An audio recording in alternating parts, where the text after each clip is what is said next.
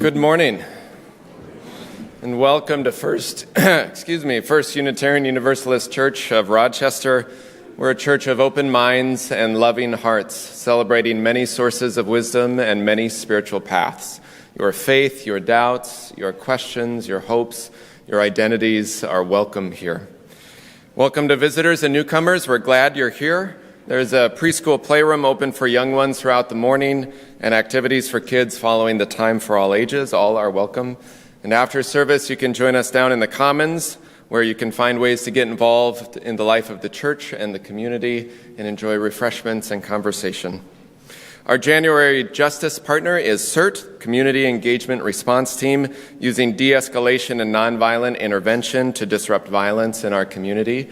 You can give us a Plates Pass or anytime online, as we have been collecting for them throughout the month. Thank you for your generosity and your support for that work. Each Wednesday night, you join us for Tupper Supper. I haven't done that before. And programs for all ages. This week is a special dinner hosted by this year's Coming of Age class. It's an Ecuadorian meal cooked by Carlos Aquino, a member of the Ecuadorian Venezuelan family that our congregation is helping support. Donations for the meal will still be accepted, but instead of going to support the regular Wednesday night meal, all donations will go to support the Immigration Justice Fund, and a tip jar will be available for our cook as well. To help plan, we're asking that folks RSVP for this dinner on Wednesday night. You can do so through the e-news or just by contacting the office as well. So we hope you can join us this Wednesday night at 5:30. And a special welcome to Jerica from Eau Claire, providing beautiful music for us today. Thank you for being here. We're glad you're here this morning. Welcome. So I invite you to take a breath, enter our time of worship with just a moment of pause, and we'll invite you to let today's music end in silence, to let it fill the space and hold us, and save any applause till the end of the service. And we begin with these words from the Reverend Eliza Tupper Wilkes, our minister in the 1870s. May our faith in humanity and our message of hope and good cheer light our way. It's good to be together. In just a moment, the opening hymn will call us back, but I invite you now to rise in body or spirit and greet those around you.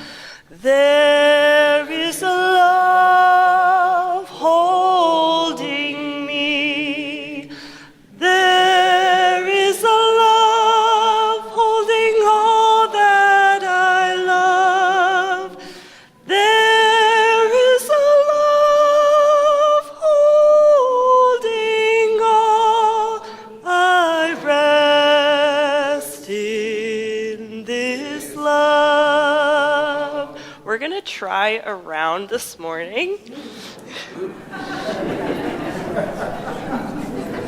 We're going to try it. It's going to happen. It might not go as well as we think. It might go awesome. Who knows? I'm going to start with this section, and then we're going to go across. Let's sing it at least twice through. If you see this hand motion, we'll just keep singing. All right. 1, 2, 3. There is a love holding me. There is a love holding me. There is a love holding me. There is a love holding all that I love. There is a love holding all. I rest in this love. There is a love holding me. There is a love holding all that I love.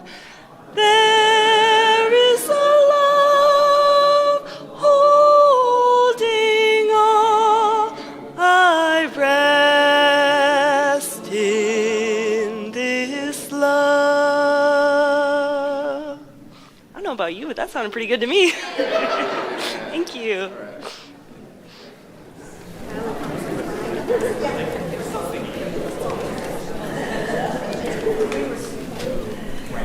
We light our chalice this morning with the words from James Villa Blake. Love is the spirit of this church, and service its law. This is our great covenant, to dwell together in peace, to seek the truth in love, and to help one another.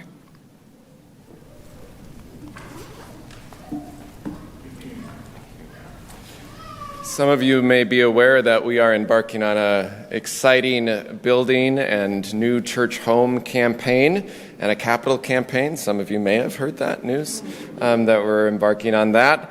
And we have a whole host of folks who have helped in this process and will continue to help, including visiting stewards who will be visiting households in our congregation to have conversations mostly about what this church means to them and their hopes for its future as we enter into this campaign. So those visiting stewards who are here, I invite you to come forward and gather right up front, and for everyone to turn into your order of service for the covenant of generosity, how we promise to be in this process together. So come on forward.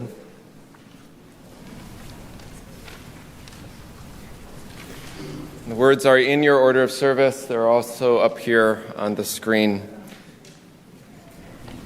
Look at this whole host of lovely people. So stewards, you begin. We gather before you, committed to doing our best to support our congregation's dreams by asking each of you to connect with us and help support our church mission. And the congregation, committed to the dreams and hopes of this congregation, we accept the responsibility for turning those hopes and dreams into reality. We commit ourselves with open hearts and helping hands to make personal connections and build community with you. We commit ourselves to make time in our busy lives to meaningfully connect with this campaign. We commit to prepare for the conversation by reflecting upon our relationship with the congregation and to welcome a visiting steward for friendly conversation. We commit ourselves to listen generally and respectfully to your dreams and concerns. We promise to hold your wishes of openness and confidentiality with care. We commit ourselves to generosity of spirit and promise to support building our future. Together, we commit ourselves to generously sharing our dreams, resources, and spirit, so that the experience of community and conversation might make this campaign a practice of joy. Together, we will nurture spiritual growth and practice justice. And we say gratitude to these visiting stewards.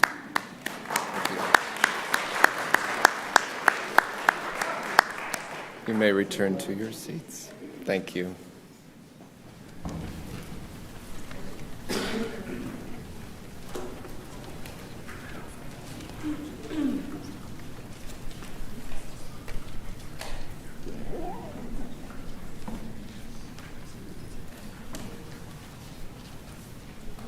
Hello, everybody.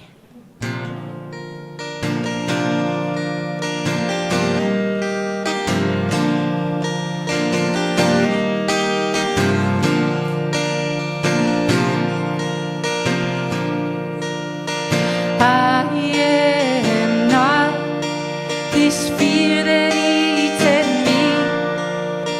No one ever lives when they let fear take lead.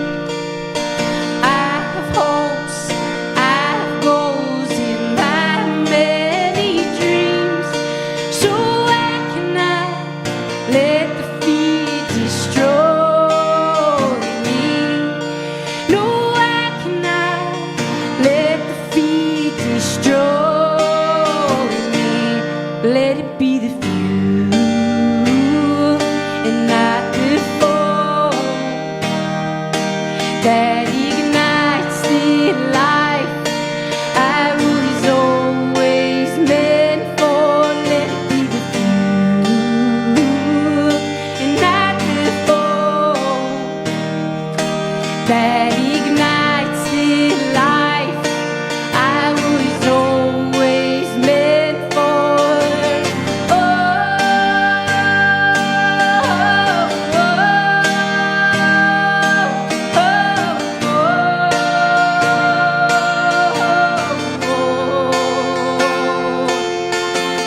Make this fuel the fire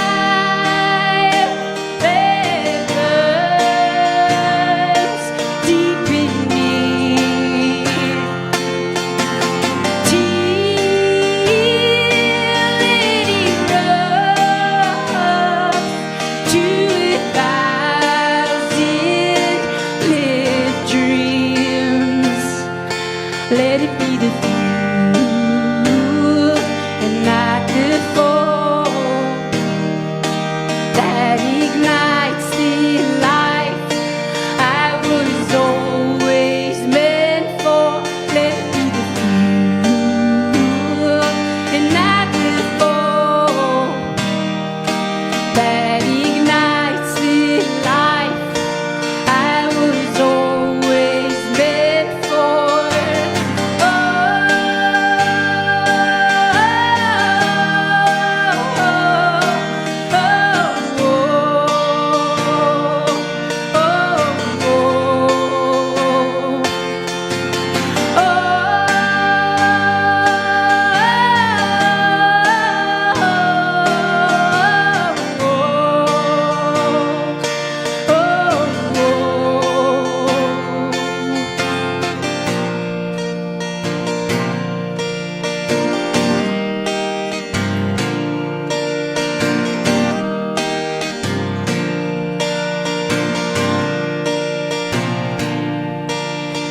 By now I have learned this fear ain't going nowhere. It's an endless flame that will always burn. Let it be the fuel and not the fall that ignites the life I was always meant for. Let it be the fuel and not the fall that ignites the life I was always meant for. Let it be the fuel.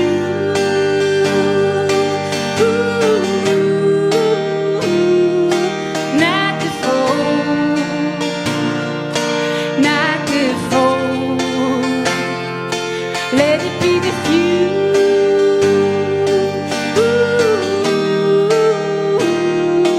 Not the foe, not the foe. Let it be the few, not the foe, that ignites the life I was always meant for.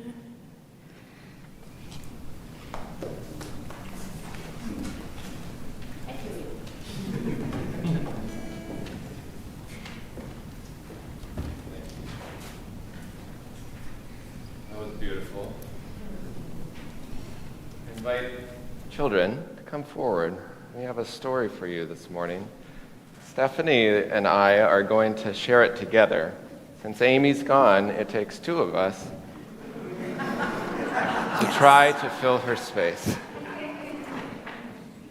Good morning. Good to see you all. Good morning. So we have a beautiful book that you'll be able to see, all of you will be able to see up on the screen, called I Am Love. Maybe you've heard about this book before. It's by Susan Verde and Peter Reynolds. And we're going to do a little back and forth of high and low storytelling. And Stephanie, and you'll see why. And Stephanie will start. When I see someone going through a storm of hurt and unfairness, of anger and sadness, when the sun disappears and the skies grow dark, and I see there is fear, I ask myself, what can I do to help the light back in? And so I put my hands on my heart. Can you do that? I put my hands on my heart and I listen. And this is where I find the answer. I have compassion. I act with tenderness. I am love. I can listen and not say a word. I can be there. Love is being present. I can hug and hold and say everything will be all right. Love is comfort. I can speak softly and choose my words and actions carefully. Love is gentle. I can give thanks for all I have and am able to share. Love is gratitude. I can keep my mind and body safe and healthy. Love is taking care of me. I can express what's important to me. Love is creative. I can know that no one is perfect. Love is understanding. I can do my best to make things better when something is wrong. Love is effort. I can celebrate those I've loved before. Love is remembering. I can find the goodness in a kind word, a helping hand, or a shared smile. Love is tiny gestures. You take a big breath. I can breathe in the air that the whole world shares, and know that all creatures are made from the very same stardust. Love is connection. And when the clouds roll in for others and for me, I know now there is something I can do. I can let my heart lead the way. I am love. Can you say that? I am love. I am love. You are love. You are love. We are love. We are love. And with love, we will weather the storm and light up the sky together. Thank you for coming up for our story and remembering that we care for each other by being loving and kind and sometimes providing beautiful, bright shelter for each other. We'll sing the children's benediction, which is on the back inside cover of your gray hymnal. and you all can join Chantel for a time downstairs.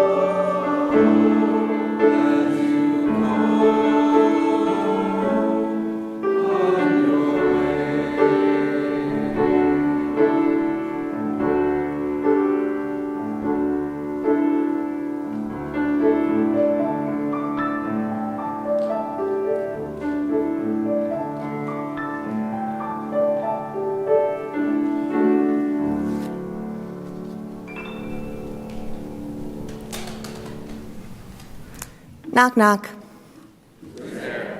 Olive. Olive, you. Growing up, this is how my family would end the bedtime routine of brushing teeth, getting tucked into beds, and saying the nightly prayer. And being raised you, our prayer itself was written by my mom, which she embroidered and had framed. When we said the last word of the prayer, instead of saying amen, someone would just seamlessly launch into knock, knock. As my sisters and I got older, this routine faded away, but it is a core memory with me. Sometimes love feels as simple as a knock-knock joke, light and easy to understand. Like my dog, who communicates clearly with me that she wants more pets by throwing her neck back and pointing her nose to the ceiling. That's easy, I get it. Or like an extended hand that helps with making it across slippery pavement, or is just there to hold for a moment. I get that too. But other times, love doesn't feel like that, and in those moments I find myself turning to an Allen Ginsberg poem, the first line in particular of Song. He wrote, "The weight of the world is love. Under the burden of solitude, under the burden of dissatisfaction, the weight we carry is love." Now, I know at first listen, the idea of carrying the weight that is love may not seem to go with our monthly theme of liberating love, but geesh, it just relaxes me. Like I'm being given permission to say that sometimes love is heavy and confusing. For instance, I think about how people can and will and do make their own meanings of love, what it looks like and who deserves it, and how different some of those meanings can be from my own version. I also think about the things that people hold love for that leave me to question if we as humanity are going to be okay. I think, too, about the weight of grief, often described as love with no place to go. And yet, I know in my heart and in my head that love is everything. And as I write words of how heavy it can be, I am also motivated by its power to bring peace. Especially as I am reminded in this space that justice work needs us all to take shifts, right? Yeah. So that we have the capacity to love without fatigue. It has taken me more than a while to start dismantling my internalized capitalist ideals that not working or serving others every second of the day is lazy or proof that I am not as loving as I claim to be. I am by no means free from it, but I am getting better at tending to myself so that I have the energy and capacity to love others and the world in a more genuine way. I take my lunch break. I'm building my stamina to read books again instead of doom scroll. I eat foods that I find delicious without worrying if I earned it or how I'm going to burn off the calories later. I embrace the genuine moments of gratitude I feel, and I remember them when I find myself comparing and despairing. I refuse to let fear overwhelm me. Now, in the counseling world, this idea is sometimes summed up by saying, you can't pour from an empty cup. You need to fill your own cup first. But If it makes more sense, think of the love and the grace you show for yourself like pumping iron, strengthening your muscles to carry the weights. And if this is hard to do, which I know it can be, showing yourself love and grace, just remember, knock, knock. With love and gratitude, we will now receive the offering.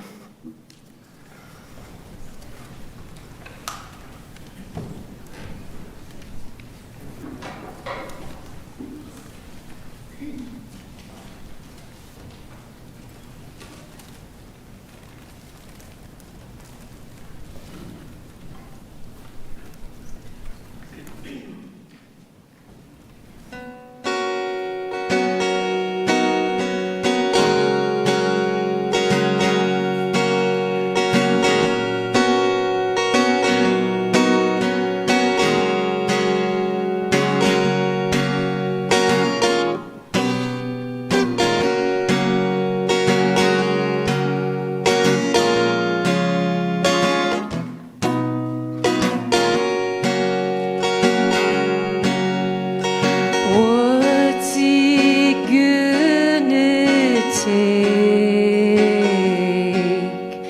to find the right words to say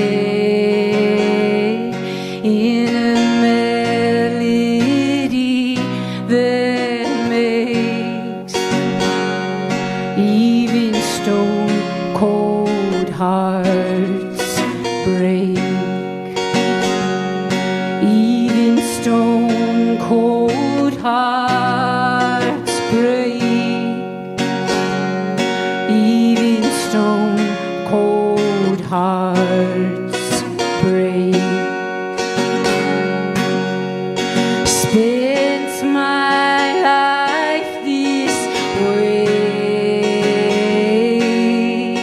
hard against the grain, still waiting on that train that will take me to better days. There are better days. Take me to better days. River on the run, moving towards the sun. Be like a river on the run. Just keep moving towards the sun.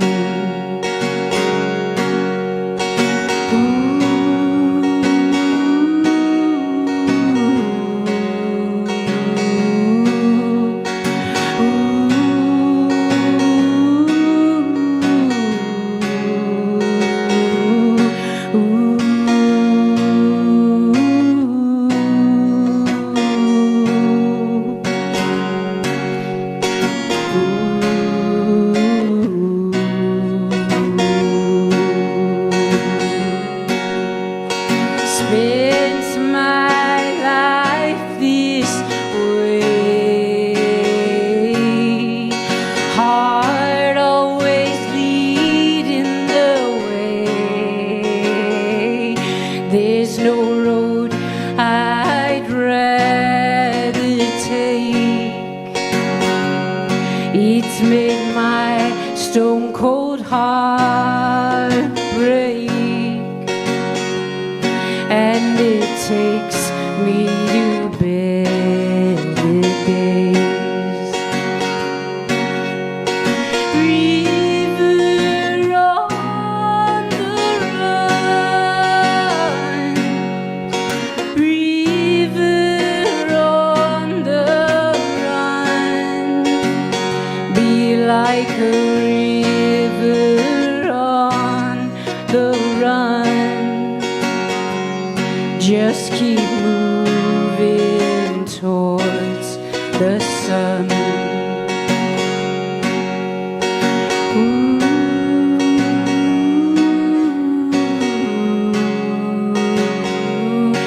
you guys want to join in with me on those oohs, you're more than welcome to. Harmonies are welcome. Let's do it together. Harmonies if you want.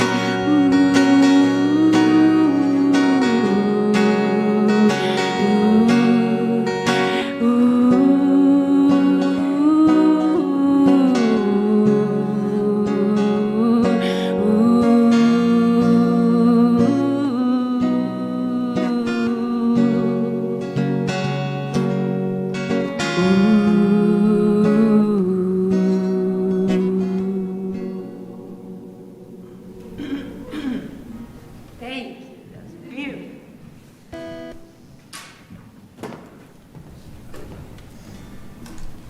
Good morning. It is good to be with you. I invite you to settle in here as we create a place of communal caring and connection. It's our time to pause amidst the busyness of our lives, to slow down enough to consider the beauty that is here all around us, and to open a space for listening and love. Here, we honor all who support us in this caring, loving, and all-inclusive ministry.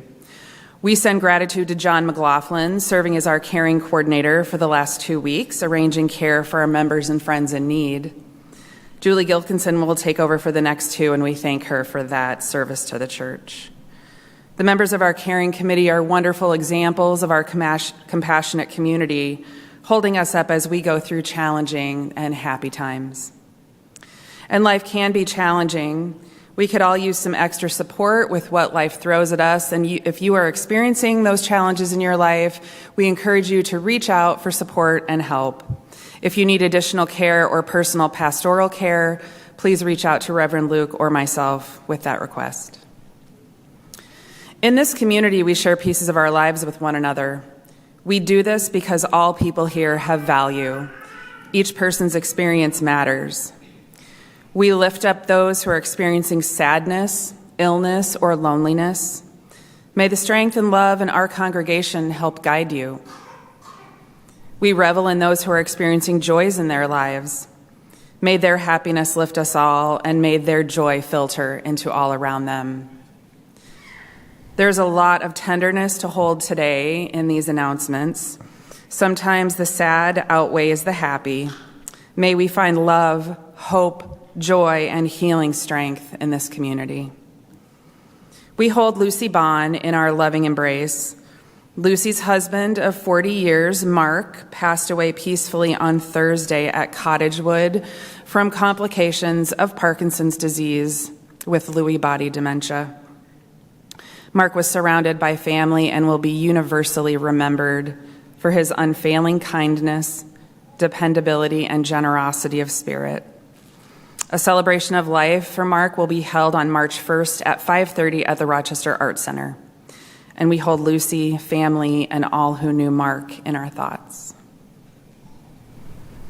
Claudio and Bonnie Rivera share the heartbreaking news of the passing of Claudio's adult daughter, Tahira Gazette Rivera Fullerton, age 40, on January 18th in Lincoln, Nebraska.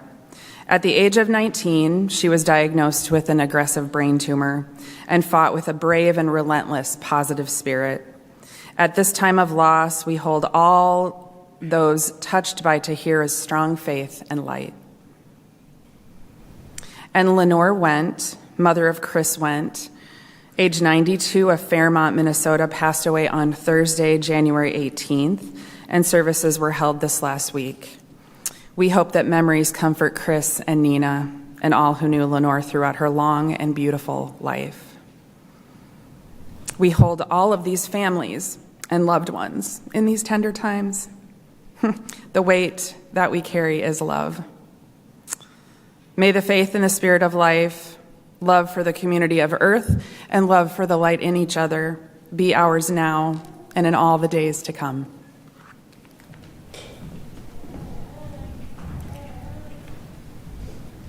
I invite you to take a deep breath.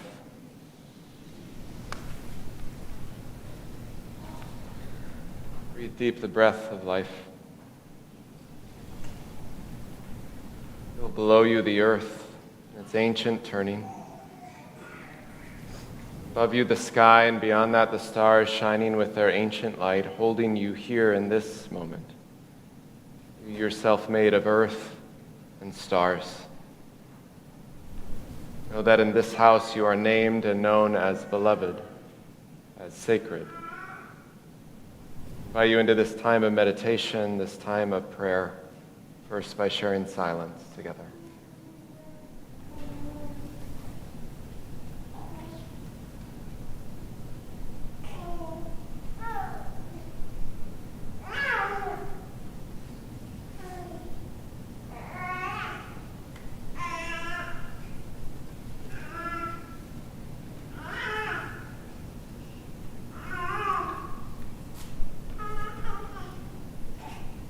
Spirit of life and source of love, who comes in the sounds of babes. God and Gaia of many names and beyond all naming. Times of storm, unsettled souls feeling like an unsettled sky, and we find those people and places in our lives that give us shelter. Not by protecting us from everything potentially harmful, but being with us through it and in it. An open mind and a loving heart, reminding us that what saves us is each other and love from deep within, from ancestors known and unknown, and from those who are next to us along the way. I invite you to bring to your own mind and heart this day the names you're holding, in gratitude for those who journey with you along the path, for those places or people that you're holding in sorrow or grief. I invite you now in this time to speak their names.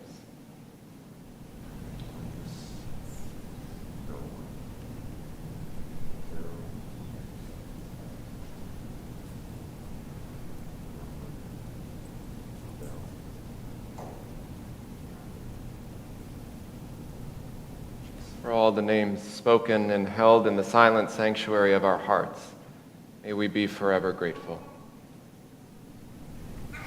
These words of meditation come from Rosemary Watola Traumer, who writes, "Like every other day, today it is apparent that only love will save us. Not in the grandiose, abstract way, but in more of an alarming, specific way. As in forgiveness now. As in taking 3 deep breaths before saying something we may regret. Love saves us from thirsting in the desert of our lives, but only if we save it first by choosing it. Now in this moment of angry words, or in that moment of clenched thoughts. And so instead we pour love into our cup and drink it once again and again, till it only makes sense that love refills the cup and refills us. May that be so. Amen.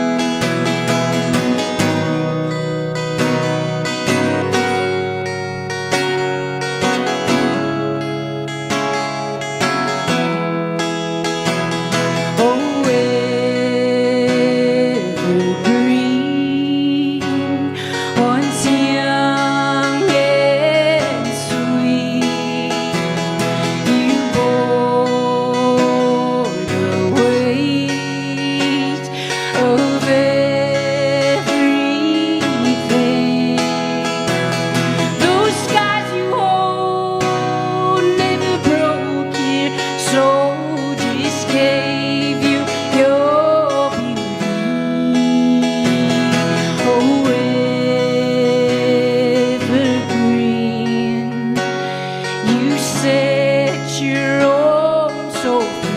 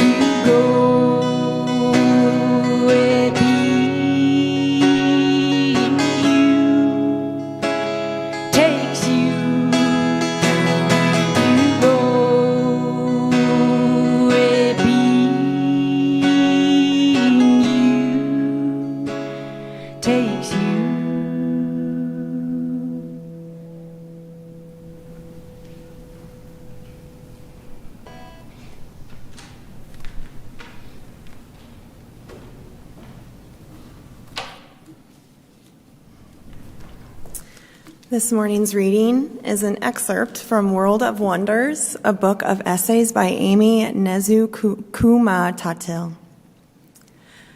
For me, what a single firefly can do is this. It can light a memory I thought was long lost in roadsides, overrun with Queen Anne's lace and goldenrod, a peach pie cooling in the window of a distant house. It may make me feel like I'm traveling again to a gathering of loved ones dining seaside on a Greek island, listening to cicada song and a light wind rustling the mimosa trees. A single firefly might be the spark that sends us back to our grandmother's backyard to listen for whippoorwills.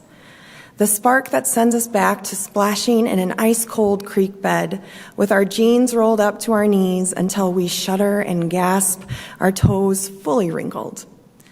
In that spark is a slowdown and tenderness. Listen. Boom. Can you hear it? The cassowary is trying to tell us something. Boom. Do you see that? A single firefly is too. Such a tiny light for such a considerable task.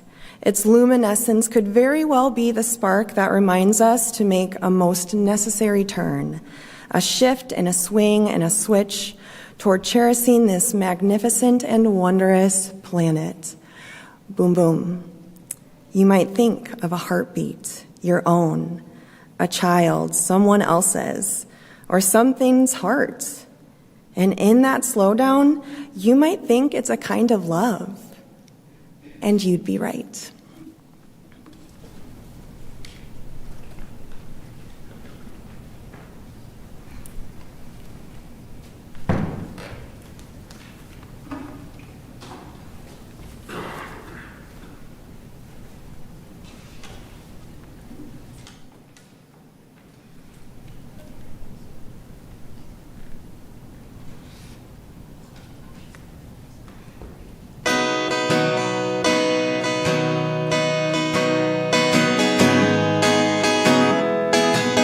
This is a new song,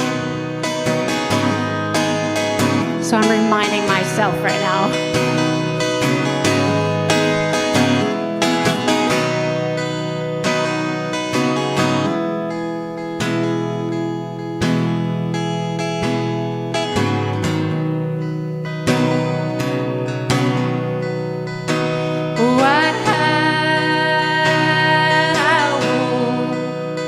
Yeah.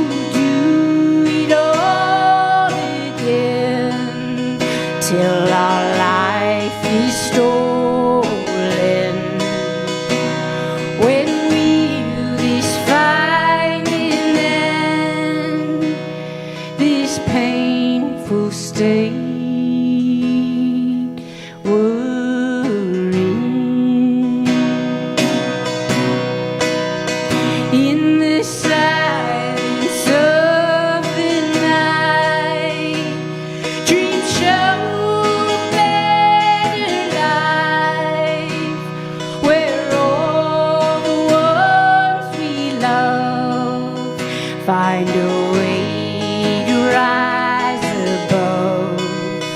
In these dreams we break free as I wake. It's all I see. So I walk like a wolf on the prowl. Yeah, cause in my heart I know I'm wild. In my heart I know I'm wild. In my heart I know I'm wild.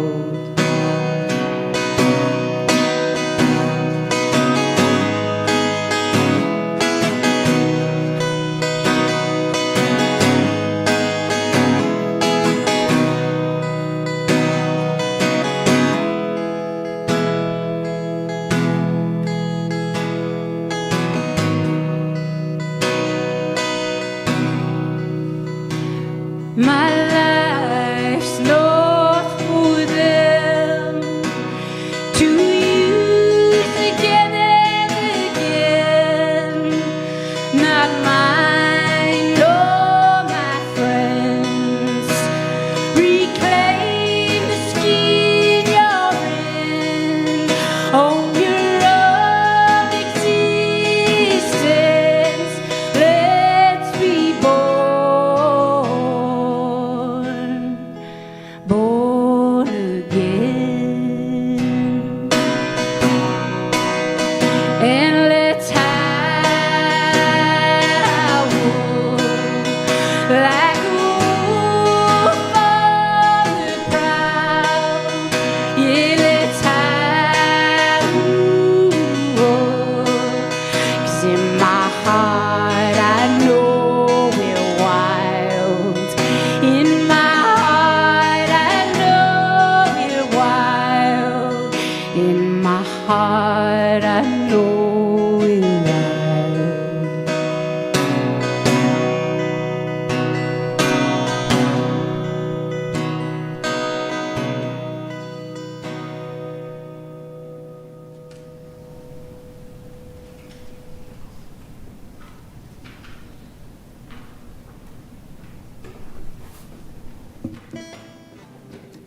Thank you, Jericho. That was a beautiful new song. So I thought I had started pulling a thread. Something coming loose, unraveling in some way, or maybe I was just noticing threads looser than I thought they were, like you do with a piece of clothing and you become terrified to keep pulling it because you're afraid the whole thing will fall apart. Don't keep pulling it, the voice within you might say, or often the voice of a loved one who taught you that years ago. Don't pull it, it will unravel, you have to cut it clean. The threads I was pulling at this time, though, like many of us at different points in life, were threads of curiosity and of questions. Threads within the mind and the soul asking, why this? Or is this right? Or is that right? Or what if there is another way? So I remember when I found them, it was online after taking a Belief-O-Matic quiz and searching liberal churches in Dubuque. There, in the computer glow of possibility, popped up the 7 principles of Unitarian Universalism.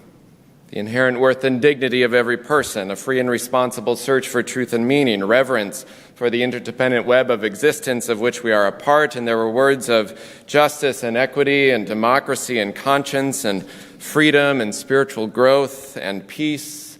And I looked through this list and I thought, I agree with every one of these. So I kept pulling that thread to find more. And that was at the beginning of Lutheran Seminary. And here I am. Thread effectively pulled. And that story and that moment, like any story of change in any of our lives, was more tangled than that. It was more complicated and nuanced and challenging and beautiful and hard. A story that I still wrestle with and still live within, knowing that I hold gifts of gratitude for the places I've come from, even as I found a path different than what I had expected. But these principles and sources were core to my entry into Unitarian Universalism. They gave form and shape and language in a new way that spoke to me, that somehow those values were already alive within me, and I found them there on the screen. Words can help us enter new spaces, new ways of being and thinking. They can be guides in the work of the soul, or in other words, spiritual growth. Not long ago, in this very church building, a newer visitor was in the hallway by the restrooms, this place that I traverse through in this weird navigation on Sundays between my office and gathering spaces, bumping into people. Sorry, there's the bathroom and whatever. And they were looking there, paused, looking at the wall, reading the words of the Universalist Winchester Profession of 1803 that is there on the brick wall, in iron cast there, which we all know by heart, I'm sure. So let's recite it now. We believe... Right. Sometimes when I start doing things like that, I think it's a good time to quote Life of Brian. Repeat after me. We are all individuals. We are all individuals. Good job. The fact is, it's funny, that we don't often recite things by heart in our tradition, not very often. Sometimes we do it a bit like a covenant with certain leaders for a new campaign, or sometimes we'll read a responsive reading, as we did from Reverend Dr. King a few weeks back, or the chalice lighting that we share with our children often about the open mind and the loving heart. But mostly we're part of the free faith tradition, one where protecting individual belief and conscience is a sacred part of our heritage. As one of the oldest phrases of our tradition, attributed to Francis David, who counseled the first and only Unitarian king in history, John Sigismund of Transylvania in the 1500s, he counseled the king, we need not think alike to love alike. The plaque on the wall from 1803 is a beautiful part of our history, lifting up a unique expression of Universalist Christianity, highlighting good works and loving your neighbor, that Jesus showed us an ethical way of life, that the Bible was one of many sources of revelation and truth, and as in the photo here, it says the nature of God is love. That was at its core in 1803 as well, and far before that. That was the most important part of all of these articles and doctrine. Like we often say on Sundays, love is the spirit of this church and service its law. And times have changed in our church and tradition, and new expressions have emerged. And so these words kind of perplexed this soul who was new to the church and thought they were coming into this very pluralistic, very open, very multi-faith setting, and they saw these very traditional sounding words. But I think they were comforted, at least a bit, by the assurance that this is a beautiful part of our history that helped guide us to where we are in our present, which is much broader than just this expression alone. In the mid-1800s, as Unitarianism moved west, primarily thanks to those known as the Iowa Sisterhood, women ministers who were the only ones brave enough to serve the rustic prairie churches, one expression of our faith lifted up similar sentiments about God and Jesus and the Bible in open and progressive ways, and included a phrase about how we believe, saying, we always somewhat differ and always largely agree.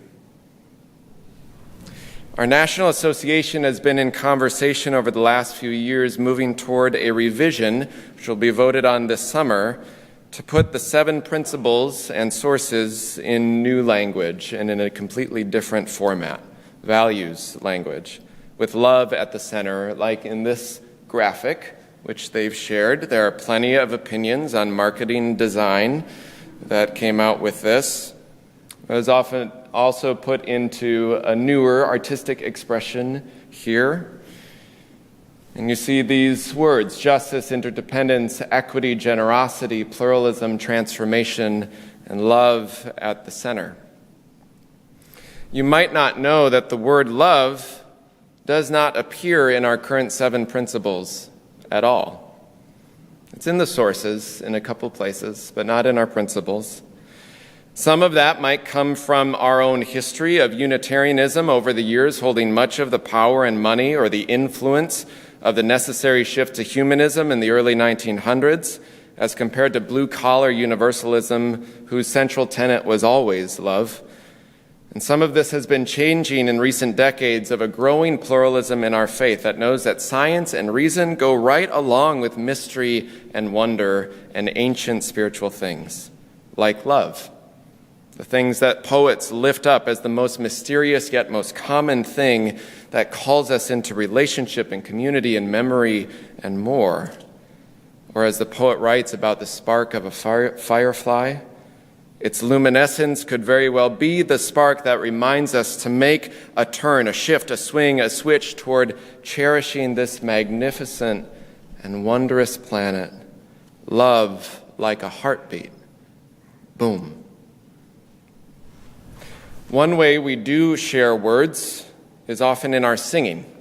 And some folks, I don't know if this was generated automatically or not, but put all of our hymnals' lyrics into a word cloud.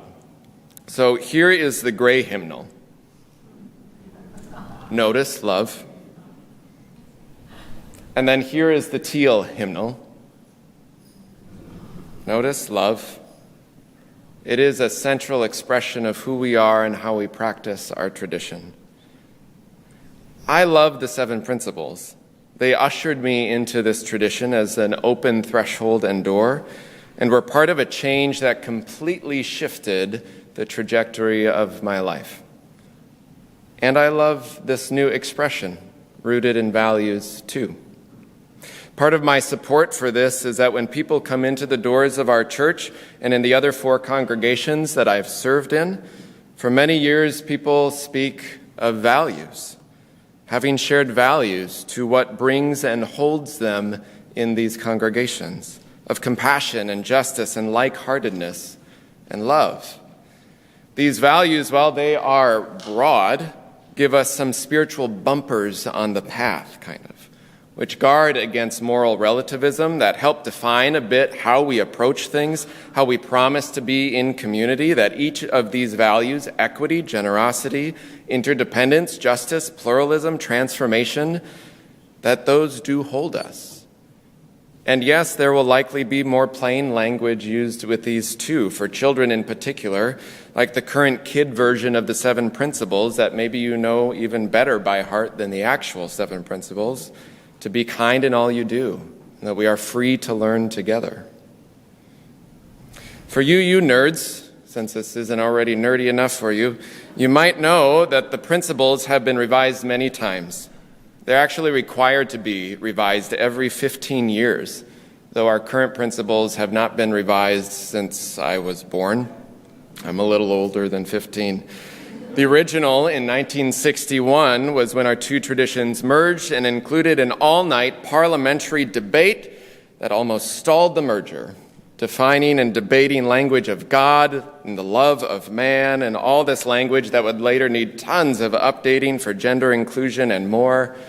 And much of the current language is still in the broader descriptions of the new language, and there have been threads throughout it. The language has always changed, but the Spirit keeps weaving through.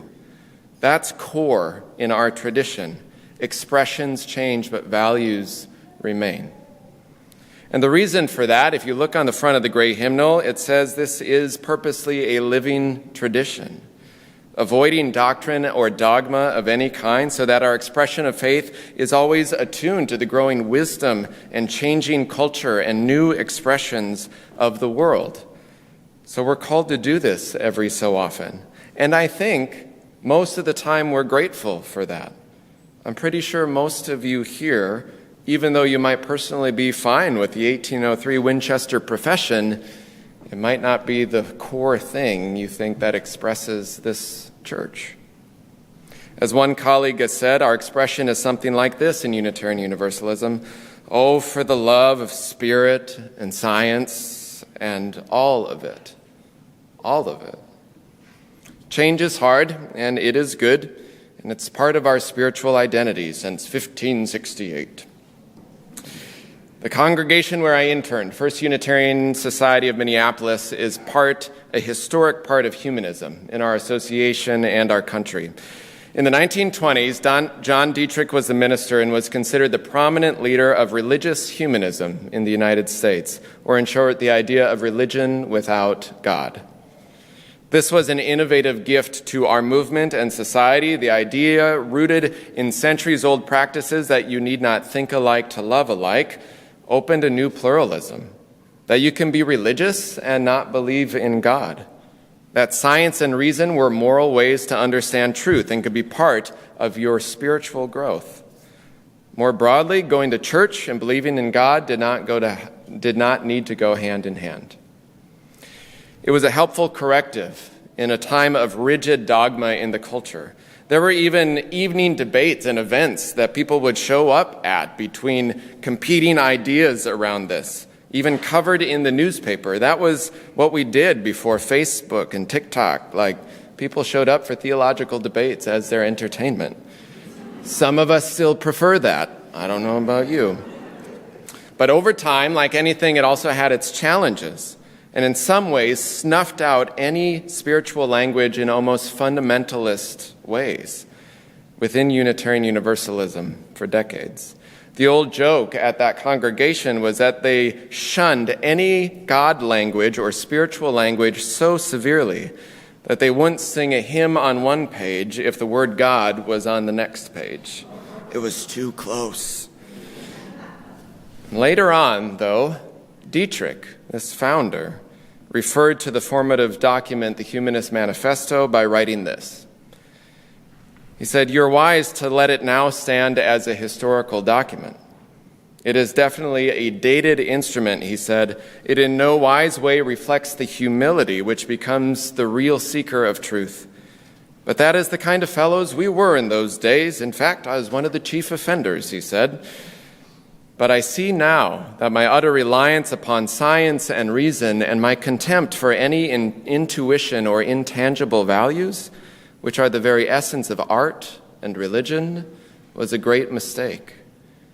He said, "What I'm trying to say is that the positive side of humanism was fine, and it's an insistence upon the enrichment of life from every form, but its negative side, cutting itself off from all cosmic relationship, denying or ignoring every influence outside of humanity, was short-sighted." Or in other words, expressions of faith have their places and offer their gift in their time, and the ability and obligation to change those expressions or redefine them is a gift too. So what guides us along our spiritual paths? As we enter a new threshold for our soul, or when we enter a physical door of a church, what greets us? What are our spiritual bumpers on the side about what we believe or how we welcome? And maybe they're not bumpers so much as path markers, not of constriction but of intention, that guard against moral relativism and guard against harm, which is often heaped on the most marginalized among us. What are the central guiding core values that we expect of each other? If whether they're carved in iron on the wall, or they're swirled in color and glass in the coat room, or they're etched in the heart, until a new word comes and a new articulation is added to the walls, a living tradition, not just getting rid of the old, but adding to the line, reminding ourselves who we are and how we gather and what we promise to one another. James Baldwin wrote, "The longer I live, the more deeply I learn that love, whether we call it friendship or family or romance, is the work of mirroring and magnifying each other's light." He said it's gentle work, steadfast work, life-saving work in moments when life and shame or sorrow hide our own light from view. But there is a clear-eyed, loving person, more they connect us to a broader and wider fabric than we knew. And the thing holding it together is love, I believe. A love that frees us to be authentic and open, to search everywhere and anywhere for truth and love and being, to find that the practice of religion is love of neighbor and stranger and friend. Because when you peel back all the layers and you need some shelter from the storm, it is love at the core of each of us that gives us roots, gives us wings, and gives us life. The hymn is Love Will Guide Us. I invite you to rise in body or spirit as we sing.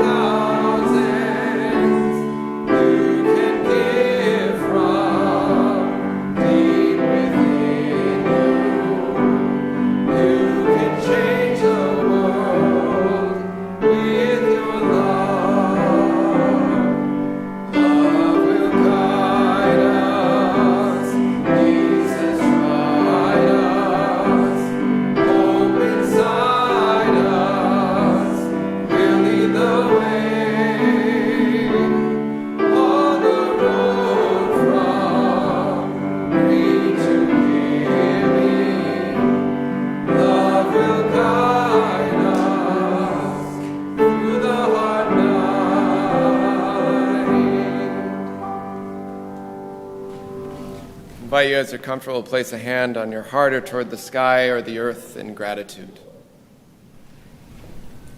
Go yonder,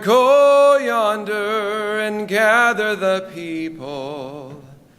Give them not hell, but courage and hope.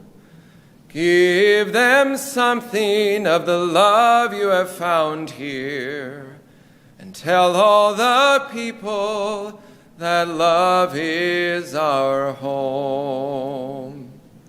Amen.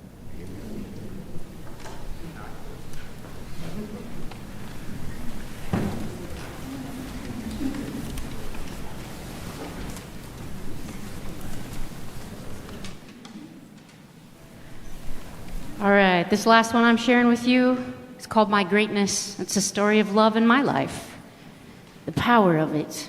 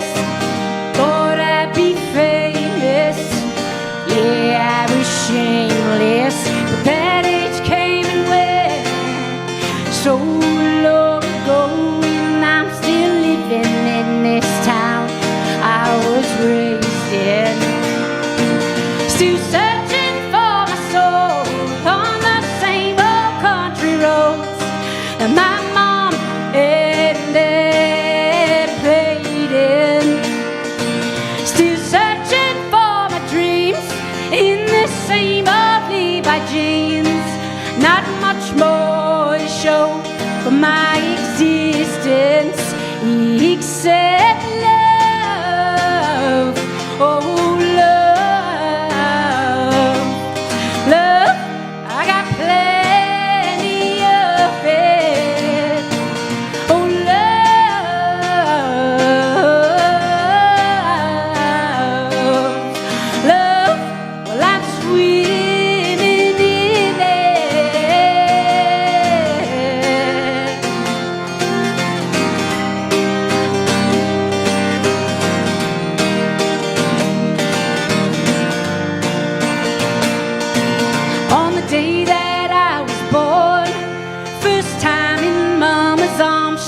said she knew I'd teach her something about love. But I grew up in a closet, wrapped in shame's dark blankets, mourning the love I'd never know. But at 24 years old, I grew brave and paved the way, and I gave my heart to a beautiful woman. And through all these years, even now she's gone away, Mama's love never swayed. Oh, her love, her love, her love, her love, her love was the greatest gift I've ever known. Oh, her love, her love, her love, her love, her love, still the greatest gift I've ever known.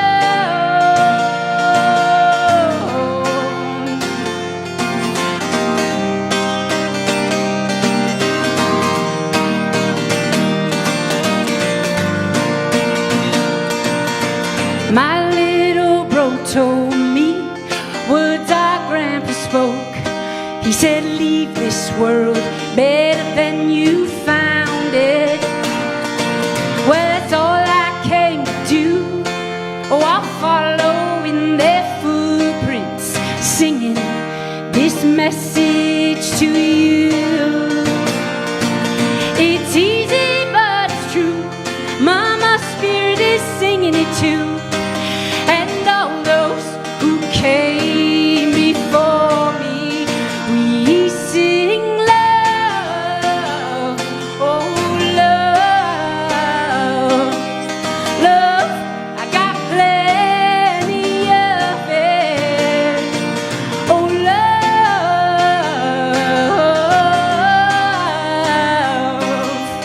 love, well I'm swimming in it, oh love,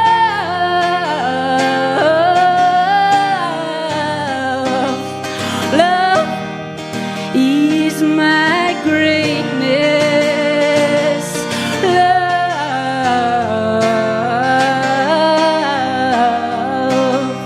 love is our greatness.